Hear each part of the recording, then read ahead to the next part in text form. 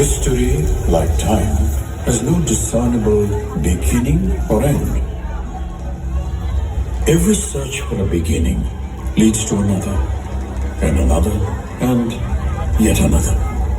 It is like trying to touch the horizon, seemingly reachable, but keeps moving further and further away, evidently without an end.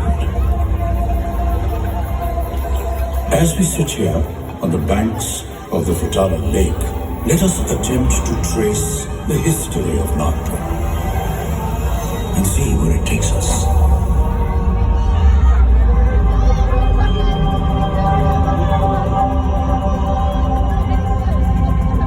The first instance of the name Nagpur, seen in writing, was in 940 AD. A copper plate with the name Nagpur was unearthed in Deoli village, a part of today's Wardha district.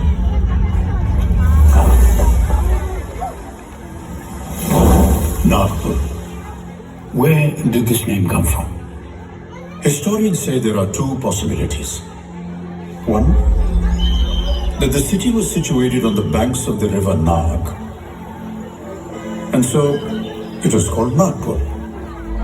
Another, that this was originally Nagapura, the land which was home to the Nagas, an Adivasi tribe, hence Nagpur.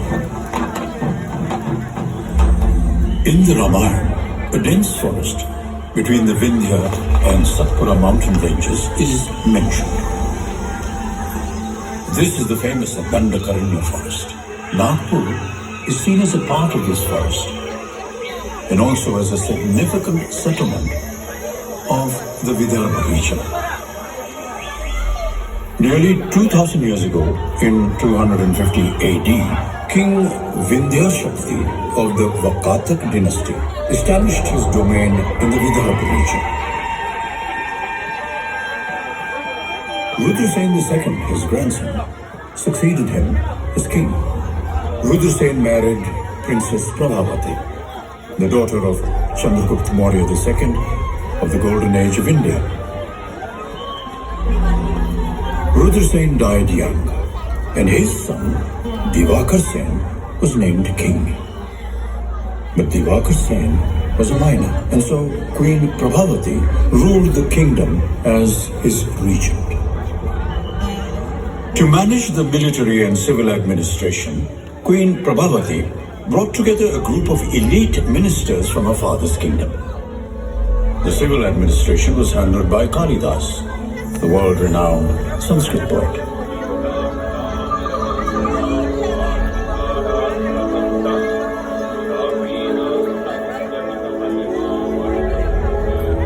Kalidas composed his epic romantic poem Meghadut in nearby Ramgiri, today's Ramtek.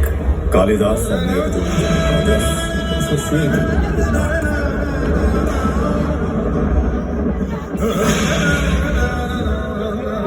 In history, sometimes centuries pass before a completely new era dawns. In the 13th century, when the Yadav rule spread from the Vindhyas to the whole of South India, Marathi literature flourished. Marathi was also the language spoken by the people of Nagpur. Mukundraj, the first Marathi poet, is mentioned in this period. King Hemadri, another Yadav king, constructed a number of temples and other monuments during his reign. His style of architecture came to be known as Hemad-panthi. In Adasa, Ambhora, Bhugaon, Ramtek in Nagpur district, and many other places, one can find temples that reflect this style of architecture. In the year 1318, Qutbuddin Mubarak Shah defeated the Yadav king Harpal Dev. He was the first to introduce Islamic culture in Vidarbha and large parts of Maharashtra.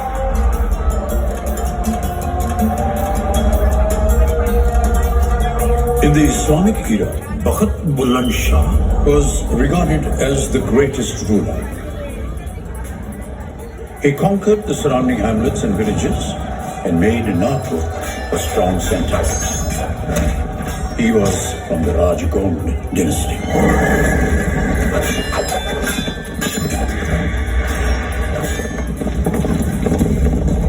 After him, Chand Sultan became king and made Nagpur his capital city.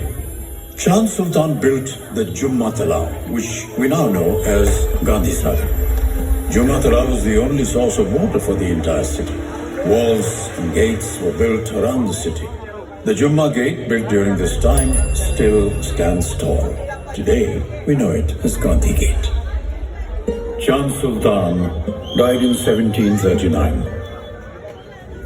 To help make administrative decisions, his widow invited the Maratha Sardar Raghuji Bhosle. In a span of 4 or 5 years, Raghuji Bhosle assumed complete control of the administration and thus began the Maratha reign. The Second Anglo-Maratha War, fought in 1803, Raghuji Bhosle II and Gwalior's Daulat Rao Scindia came together to fight the British.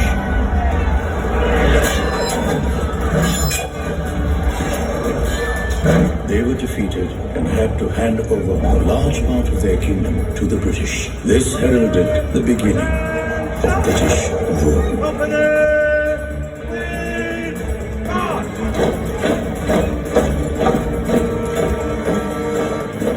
(1817) saw the Third Anglo-Maratha War. Opposai fought valiantly, and for some time there was an interim Maratha rule. However, in 1853, using the doctrine of lapse, the British took control of the entire kingdom.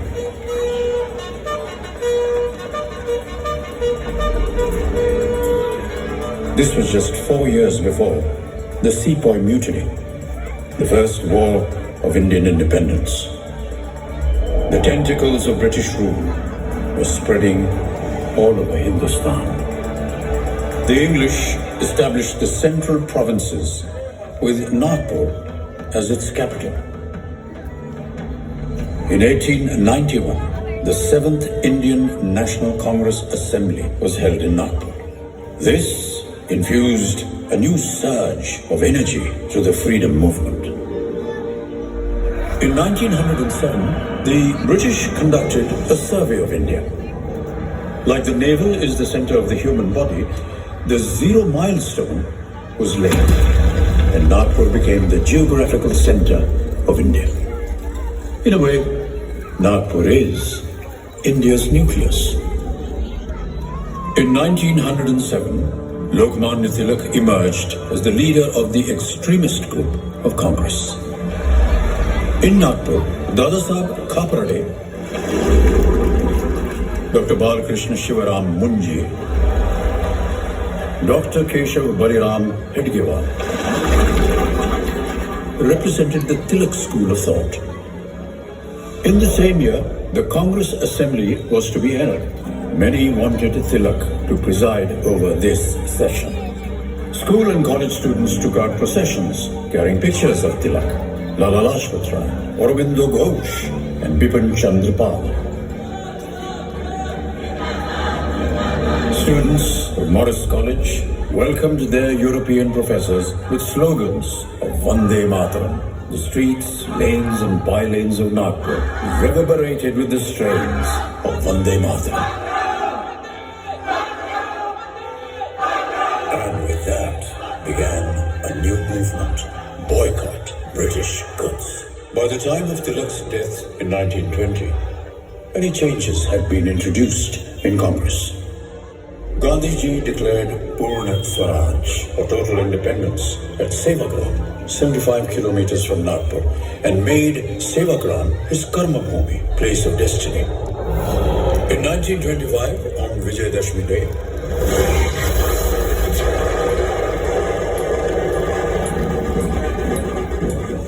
Dr. Keshav Baliram Hedgewar established the RSS, Rashtriya Swayamsevak Sangh, in Nagpur, which is the largest NGO in the world today.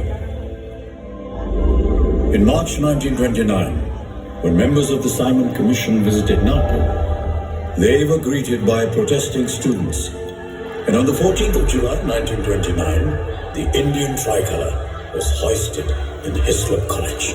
16th April 1930, the Nagpur War Council was founded. On the 12th of August 1942, the Itwari railway godown and post office in Nagpur was set on fire. This was part of the Quit India movement. In 1942, when the Congress started the Quit India movement, Nagpur was an enthusiastic participant. 15th of August 1947, India became independent. The Indian national flag was unfurled from the ramparts of the historic Sitabardi Fort. When the world sleeps, India will awake to life and freedom. 14th October 1956, under the leadership of Dr. Babasaheb Ambedkar, 380,000 people gathered in Nagpur to embrace Buddhism. Diksha Bhumi, where this event was held, is today a sacred Buddhist site.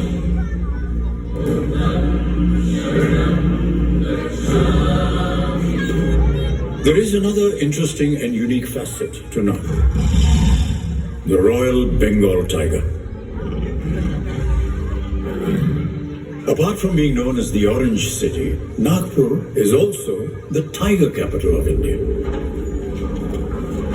Nagpur's influence in the print media is notable. Desh Sevak, the first Marathi newspaper, was started in Nagpur in 1907.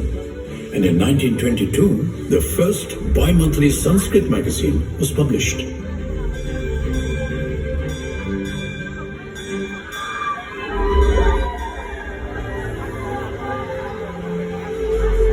Nagpur's contribution to education has also been significant. In 1920, there were 46 public schools. An exclusive school for girls was first established in Sitabardi in 1878.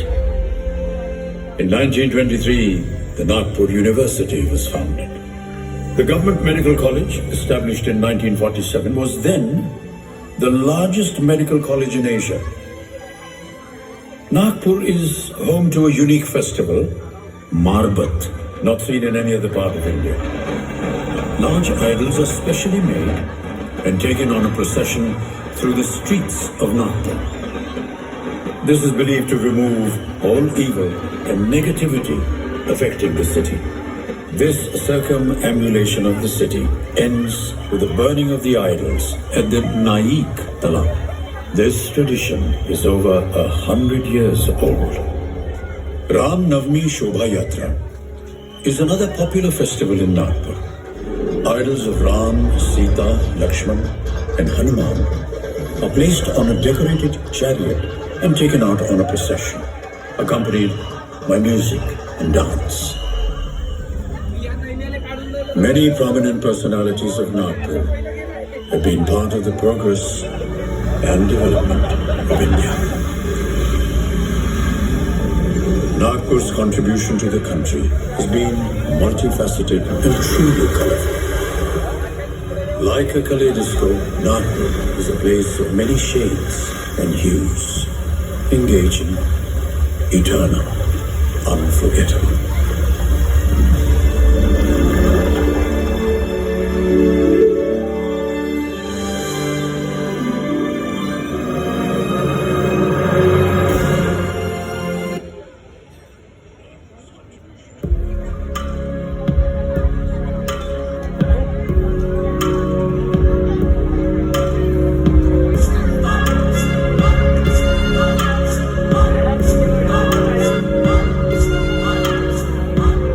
ये जो देश है मेरा, सारा देश है मेरा, तुझे है पुकारा।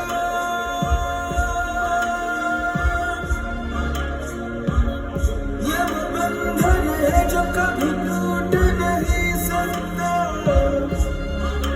ये जो देश है मेरा, सारा देश है, तुझे है पुकारा।